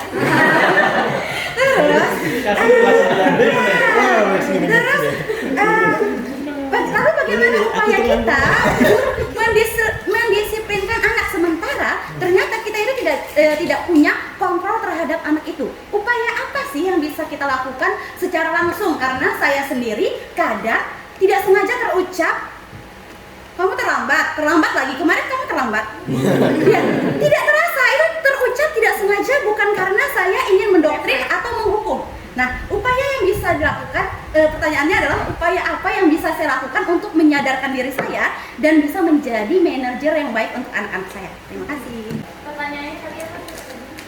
apabila terus berulang. Apabila Terus terjadi berulang, terus gitu. berulang itu gimana? Oke, bisa langsung saya jawab ya. Kita kembali ke materi bahwa tadi ada 5 posisi kontrol guru. Jadi sebenarnya dari 5 posisi ini nggak semuanya buruk kok Bapak Ibu. Ada yang posisinya itu berhasil atau sukses, ada juga yang posisinya gagal. Yang termasuk posisinya gagal itu adalah ketika kita di posisi penghukum dan pembuat merasa bersalah. Tetapi ketika di posisi teman, pemantau dan juga manajer, sebenarnya kita sudah termasuk posisi kontrol yang berhasil. Cuman kalau di posisi teman dan pemantau itu ada kekurangannya. Sedangkan posisi yang ideal itu adalah posisi di manajer.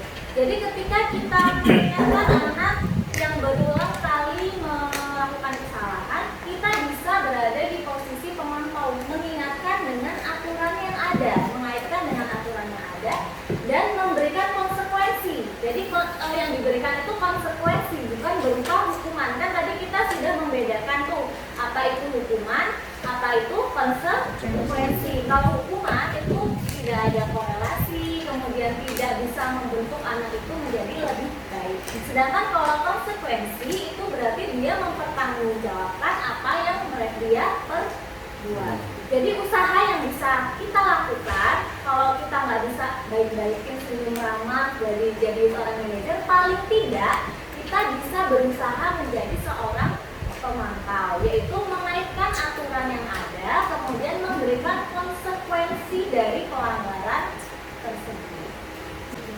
Ya, mungkin bisa dilanjutkan. Mungkin saya menambahkan ya, kalau misalnya itu terulang terus menerus ya, kita kan lagi beralih dari sebelumnya memahami bahwa siswa kita melakukan kesalahan itu bisa jadi kan karena kita posisi kita yang salah selama ini. Kita selama ini sebagai penghukum. Terus anak-anak, kalau kita posisinya masih penghukum, terus melihat anak-anak terus berbuat kesalahan, ya berarti pola pikir kita di situ anak-anak ya yang salah terus gitu. Dan memang kodrat mereka itu masih belajar, terus masih memang harus terus dibimbing. Jika mereka terus melakukan kesalahan berarti itu ada konsep motivasi internal yang belum mereka dapatkan. Motivasi internal yang belum mereka dapatkan. Gimana cara untuk mengatasinya? Jika mereka terus saja terlambat, ya kita terus harus, namanya kita guru menuntun, tuntun dia bagaimana cara untuk meyakini apa yang sudah kita sepakati, keyakinan kelas yang ada. Jika mereka tidak bisa masih terus melakukannya, berarti tahapan restitusi tersebut harus terus kita lakukan dengan cara melakukan pendampingan. Semua anak di kelas itu tidak semuanya membutuhkan perhatian khusus. Ada 1-2 yang pasti membutuhkan perhatian dan itulah yang harus kita selesaikan. Kalau memang dikaitkan dengan hukuman gitu, yang tadi tidak ada korelasinya, ya kita ganti dengan sebuah konsekuensi. Misalnya aturan ini kamu harus begini. Tadi sudah disebutkan kalau aturan yang dijalankan itu adalah sifatnya posisi kita sebagai pemantau, berarti kan kita sudah baik. Tapi kalau anak-anaknya memang terus melakukan pelanggaran, berarti kita harus meyakinkan lagi keyakinan kelas yang belum terpenuhi. Jadi maksud di materi yang kita sampaikan adalah kita merubah mindset kita selama ini, posisi kita yang masih salah, di sebelah mana kita perbaiki. Jika memang hasilnya anak itu tidak jadi pintar, anak itu tidak jadi baik, yang memang sudah punya kodrat masing-masing. Jadi kita jangan merasa kita gagal, tapi bagaimana cara kita berupaya untuk memperbaiki. Yang seharusnya dia tingkat kegagalannya mungkin 100% bisa kurangi sedikit demi sedikit selama proses pembelajaran di sini. Nanti dia lulus seenggaknya berkurang 1%. Mungkin itu sih yang bisa dibagikan. Atau kalau dari dewan guru yang lain mempunyai saran pendapat yang lain bisa sampaikan. Gimana kata Bibi yang sudah kami sampaikan ini? Masih sesuai. Cuman kalau apa itu namanya? Itu sih emang nggak bisa ngontrol murid ya. Kita nggak bisa karena kontrolnya utama adalah pada murid. Tapi kalau misalkan kita sudah maafnya bodoh amat, itu menyalahi aturan atau tidak? Menyalahi. Memang tadi juga menyalahi peraturan ya, Menyalahi. makanya Ya. begitu. Itu Karena gimana? guru harus ya di ibaratnya pantangnya harus dengan kasih sayang, harus dengan sungguh-sungguh. Jadi guru nggak boleh bodo amat ya. Yang udah mulai bodo amat, ayo tingkatlah lagi semangatnya. Terus selanjutnya pertanyaan kedua dari Bu Desti itu sebenarnya berkaitan ya dengan tadi yang terlambat lagi gitu. Nah, dengan materi yang ini Bu, sebelum mempelajari ini saya juga tersadar ternyata selama ini saya masih seperti apa, ternyata selama ini saya masih di mana, dan saya sadarnya ya ketika ikut guru penggerak. Jadi benar-benar yang kemarin saya merasa benar banget apa yang saya lakukan, saya malu. Ternyata saya selama ini salah. Apa hak kita untuk marah-marah, untuk menghukum anak orang lain gitu ya? Apa hak kita di sini? Kita harus mulai merubah mindset. Anak-anak itu benih yang mempunyai kodratnya mereka pun berbeda-beda. Di situ kita harus hanya sebagai penuntun, hanya sebagai merawat gitu. Dia sudah mempunyai akhlaknya mereka masing-masing, ya gimana kita hanya menuntunnya saja. Dan kaitannya dengan kontrol tersebut, nah kita harus bisa mengubah redaksi dan tindakan kita. Jadi guru diberikan pilihan-pilihan. Kalau mau jadi penghukum ya inilah perbuatannya, mengintimidasi, berkata kasar, ya. Kalau mau jadi manajer, perkataannya lembut, pilih redaksi yang bagus. Dengan ya memang benar tuh kayaknya suatu hal yang aneh ya. Kita menjadi pemarah biasanya tiba-tiba jadi penyabar, penyayang. Itu juga bagian dari kontrol diri kita kepada murid, kepada diri sendiri. Kita mengontrol diri sendiri sebagai guru, menentukan pilihan berbuat apa kepada murid kita, terus untuk membuat atau menghasilkan hasil yang lebih baik gitu. Bisa saja kita menampar murid kita, mencubit, memukul ya Ustaz Habibie, memukul, menjewet. Bisa saja kita memilih itu, tapi ada pilihan lain. Makanya ini ada dari peneliti-peneliti sudah ditemukan 5 posisi kontrol, tujuannya agar kita merubah posisi kita sebelumnya buruk menjadi yang baik dengan merubah tindakan, redaksi kita, perbuatan kita. Silakan Bu Lutfi. Setuju sekali dengan apa yang disampaikan oleh Pak Devi. Bahkan saya sendiri pun masih sangat perlu belajar. Bahkan tadi pun di kelas saya merasa kesulitan untuk memposisikan diri sebagai manajer. Saya tadi mengusir anak keluar di kelas, saya panggil Pak Rofi untuk memanggil anak tersebut. Kemudian saya merasa kesal, saya menceritakan ke guru awal. Cuma kita harus mencoba pelan-pelan untuk belajar mengganti posisi kontrol kita yang tadinya menjadi seorang pendukung, pembuat merasa bersalah, menjadi seorang pemantau ataupun manajer. Itu nggak bisa drastis langsung dilakukan dalam waktu 1 kali 24 jam 1 detik seperti membalikkan telapak tangan, itu nggak bisa. Bahkan saya pun yang belajar ini duluan masih aja melakukannya, apalagi bapak ibu yang baru dapat ilmunya. Ya kita sama-sama belajar, sama-sama mencoba memperbaiki. Jangan langsung merasa saya nggak bisa nih jadi manajer karena saya nih orangnya nggak sabaran. Saya ini orangnya emang dari dulunya, dari lahir saya kayak gini, nggak bisa kayak gini. Ya emang semua orang kodratnya kayak gitu. Tapi kita harus bisa belajar pelan-pelan. Mungkin seperti itu tadi. Iya. Saya setelah mempelajari modul ini Bapak Ibu, saya menerapkannya, terasa sekali perubahannya ya. Perubahan yang saya rasakan dan murid saya kan ketika saya menangani sesuatu benar-benar ya beda. Ketika saya biasanya dulu kamu gitu-gitu ya.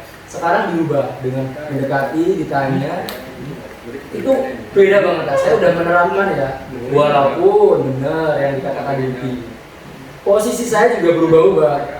Ada yang masih bisa sekali menghukum gitu, tapi kan bagaimana cara merubahnya pelan-pelan. Memang berat. Mungkin butuh waktu sebulan, 2 bulan, bahkan setahun. Gunanya ini kan sudah diteliti, sudah diterapkan, sudah diberitahu apa akibat-akibat yang dirasakan murid dan guru. Bisa kita lihat bersama. Kucing apa? Ingin Ini gambar apa Bapak Ibu? Kepo.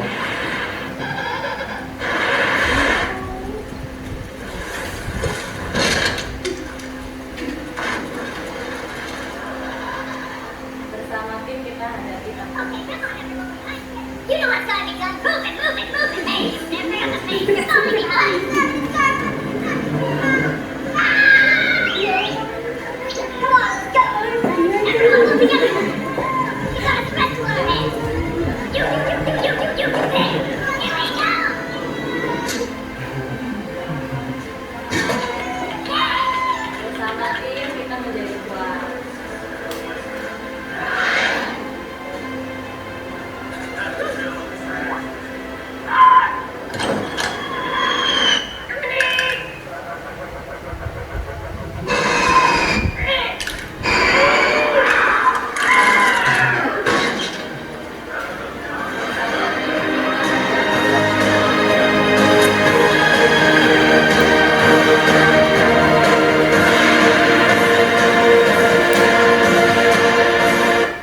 Oke Bapak Ibu, kesimpulan dari video ini adalah saya dan Mbak Devi tidak bisa bekerja sendiri. Kita perlu bantuan dari Bapak Ibu semuanya.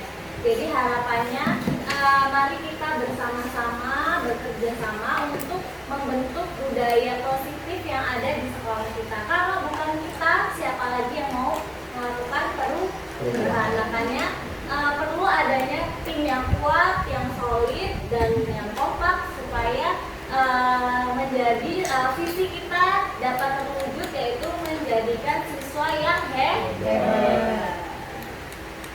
Oke Bapak Ibu, sebelum kita akhiri pertemuan hari ini, sesi yang terakhir adalah refleksi. Seperti yang biasanya kita lakukan di dalam kelas, ketika kita mendapatkan informasi atau belajar sesuatu, pasti kita ada refleksi. Nah, sekarang waktunya kita untuk merefleksikan hari ini berdasarkan dari pertanyaan-pertanyaan berikut. Mungkin langsung ya, karena kita nggak pakai link biar cepat. Nanti boleh perwakilan dari Bapak Ibu untuk menjawab pertanyaan-pertanyaan yang ada dengan mengangkat tangan ingin menjawab pertanyaan yang mana. Berbagi merefleksikan apa yang Bapak Ibu alami hari ini. Silakan. Pertanyaannya ada 6. Hal baru apa yang mengubah paradigma saya dan apa yang saya dapatkan dari materi tadi? Ya mungkin langsung bisa di salah satu untuk mewakili hal baru apa yang mengubah paradigma Bapak Ibu yang didapatkan. Ayo diangkat tangannya dan silakan untuk menjawabnya. Ya silakan Desti. Hal baru apa yang mengubah paradigma saya dan apa yang saya dapatkan? Yang saya dapatkan hari ini dan hal yang baru yang saya dapatkan adalah bahwasanya ternyata kontrol diri itu berada pada orang itu sendiri. Berarti ternyata selama ini saya tersadar yang kita lakukan adalah miskonsepsi. Kita merasa kita bisa mengatur anak dengan ancaman bahkan dengan hukuman. Kalau kamu nggak mau nanti begini ya, ya udah sana kamu keluar, nggak usah ikut pelajaran bahasa lampung. Ternyata hal ini salah dan kita lakukan ini secara terus menerus. Jadi itu hal yang baru saya pahami saat ini dan itu sangat berharga. Terima kasih. Beri tepuk tangan untuk Bu Desti, Bapak Ibu. Boleh tepuk tangan Bapak. Terima kasih sekali. Ini mungkin kita rasakan semua bersama ya Bapak Ibu. Untuk yang kedua silakan. Yang Perasaan ingin apa yang muncul selama mengikuti sesi ini, khususnya mengenai makna disiplin dan motivasi intensif? Apa perasaan Bapak Ibu? silakan diangkat tangannya disampaikan. Coba Ustadz Habibi. Ustaz Bibi, silakan. Gimana perasaannya saat selama mengikuti Menjengkelkan, apa sedih banget gitu. Kalau saya ini agak ini ya, mungkin karena terbiasa dengan apa namanya Di pondok. pendidikan pondok seperti itu, yang memang apa hitungannya itu ada ya sedikit kekerasan lah. Jadi menggoyak-goyak anak biar mau gitu. Nah, ini dengar-dengar kayak gini kan kayaknya aneh gitu.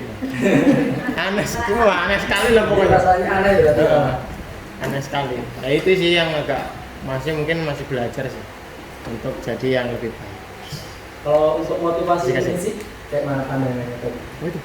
Motivasi dari dalam. Yang dari dalam, motivasi dari dalam. Sebenarnya begini kalau motivasi itu, motivasi dari dalam diri itu kan nggak bakal terwujud kalau nggak ada yang mantik kan. Ya otomatis kita sebagai guru memang harus memotivasi anak terus, nyeramain terus.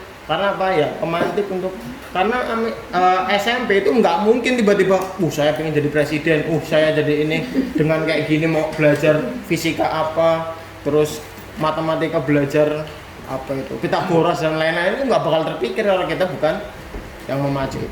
Itu sih menurut saya, makanya tidak akan ada apa namanya dari diri sendiri, kalau dari diri anak maksudnya, kalau kita tidak mancing-mancing untuk Benar sekali ya Kak Didi.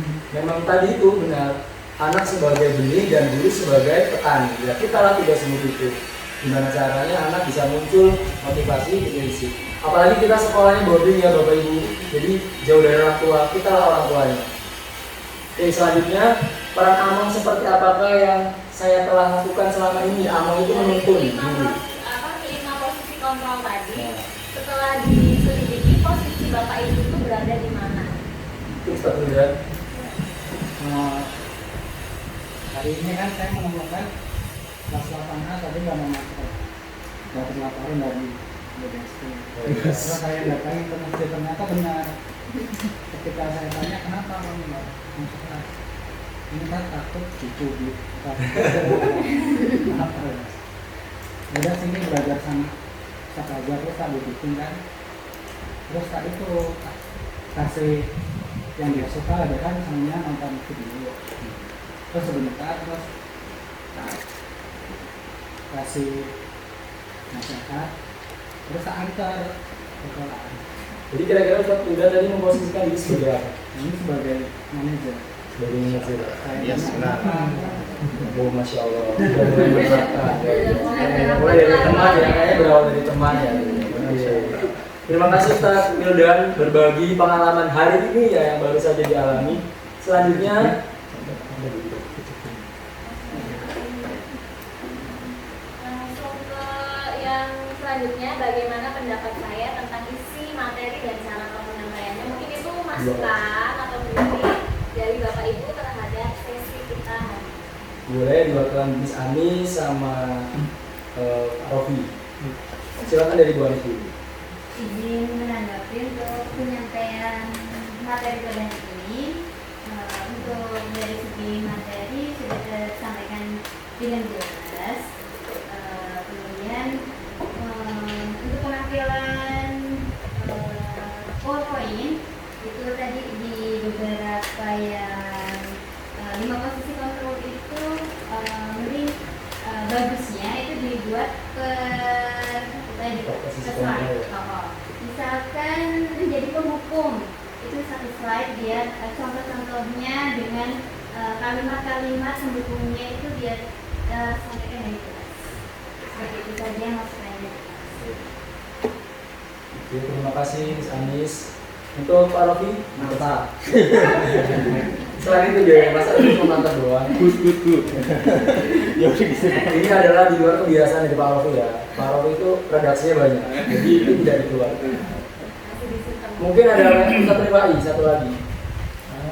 Mungkin dari penyampaian materinya udah bagus, mungkin kurang lama lagi ya. Iya, ya. Seharusnya kita ada video mengambil, tapi kita terbatas waktu lagi. Kalau bisa dari pagi itu lebih Coba kita berdiri dulu Ibu. Ayo kita naik delman sejenak. Ada 5 delman ya. Ya lagunya masih apa? Naik delman ibu-ibu. Naik bapak-bapak. Masih kita nyanyi bareng-bareng ya. Jadi gerakannya ada di mana? Ada hari Minggu ku turun ayah ke kota. Nah, delman istimewa duduk di lawan. Duduk samping Pak Usir yang sedang bekerja mengendarai kuda supaya baik jalannya. Tupi tatik kuda.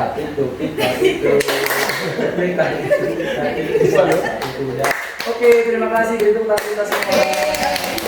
Jadi kita waktu itu udah kayak TK ya, nyanyi, tepuk tangan, game-game semua menyenangkan.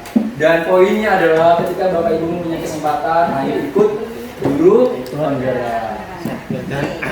Kita sebelum tutup, ya dulu guru dari Aku sehat, aku kuat, aku bisa. Allahu Akbar. Terima kasih Bapak Ibu Guru atas waktu yang telah disediakan, rela-rela kita meluangkan waktu. Kami ucapkan banyak terima kasih.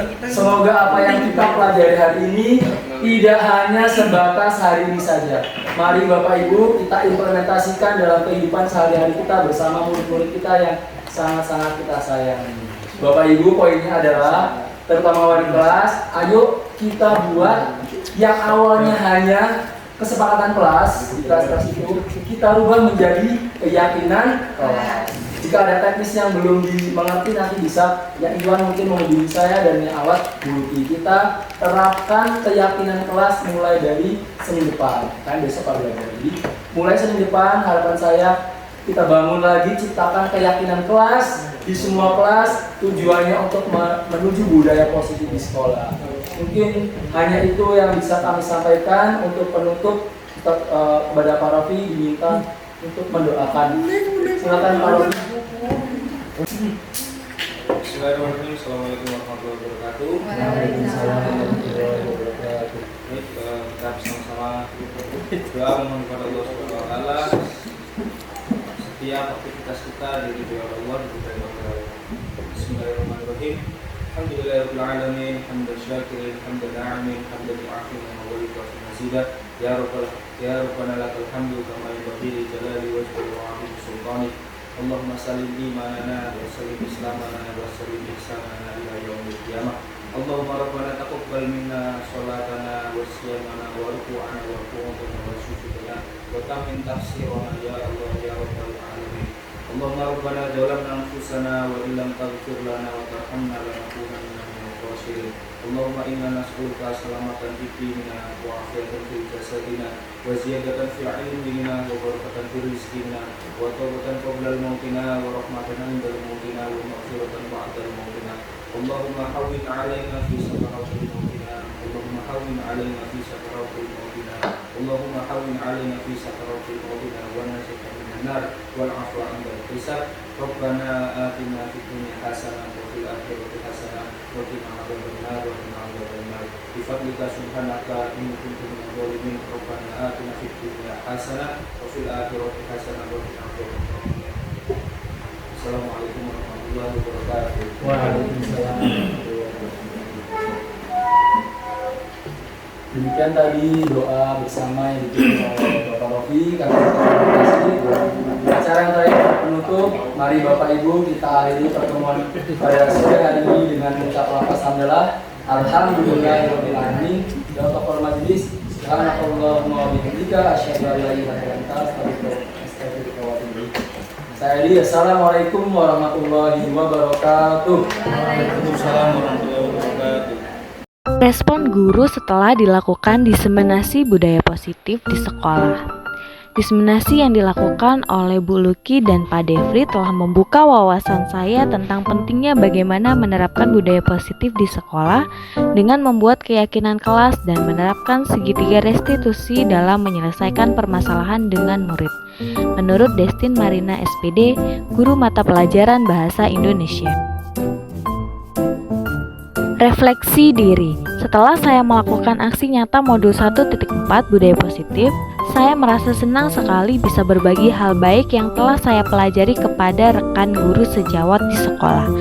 Saya berharap hal ini sebagai langkah awal untuk dapat menerapkan budaya positif di sekolah secara menyeluruh. Rencana perbaikan. Melakukan evaluasi tentang penerapan budaya positif yang telah diterapkan. Memperdalam lagi pengetahuan tentang budaya positif, terus berkolaborasi dengan murid, guru, kepala sekolah, dan juga wali murid demi terwujudnya budaya positif, serta menganalisis kebermanfaatan diseminasi budaya positif bagi guru dalam proses pembelajaran. Demikian tadi video aksi nyata modul 1.4 diseminasi budaya positif. Terima kasih sudah menyaksikan. Wassalamualaikum warahmatullahi wabarakatuh.